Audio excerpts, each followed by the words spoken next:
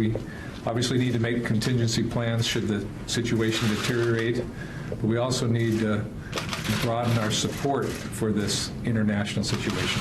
The Americans want support from their international allies after accusing Iran of carrying out this week's attacks on 2 oil tankers in the Gulf region. I emphasized earlier this need to develop international consensus.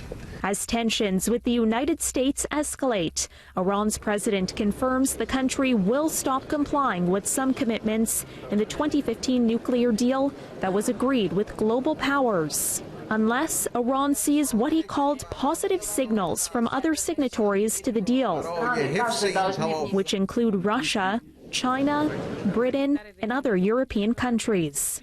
The Pentagon has released this video it claims is evidence that Iran was behind the blasts near the Strait of Hormuz, a vital passageway for the world's oil industry at the mouth of the Gulf. Washington says the video shows Iranians removing an unexploded mine from one of the ships crippled in Thursday's strikes. Tehran has denied any role in the attacks. Britain has joined the U.S. in blaming Iran. Foreign Secretary Jeremy Hunt says there's no reason not to believe the U.S. But you'd think it would be pretty obvious who was responsible for this when we actually have video evidence that shows what the Iranians have been doing. But the leader of Britain's main opposition party warned against stumbling into a conflict in the Gulf, writing on Twitter, "Without credible evidence about the tanker attacks, the government's rhetoric will only increase the threat of war."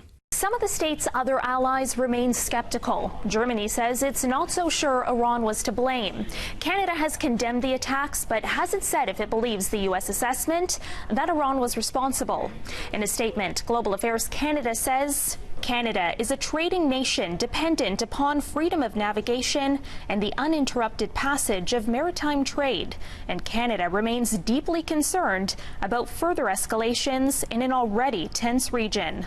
The Gulf has been on edge after attacks on 4 oil tankers in the same area last month, in which the U.S. also pointed the finger directly at Iran. Relations between the two countries started going downhill last year after Trump pulled out of the nuclear deal. The Iranian president didn't say today what positive signals Iran wants to see from other signatories.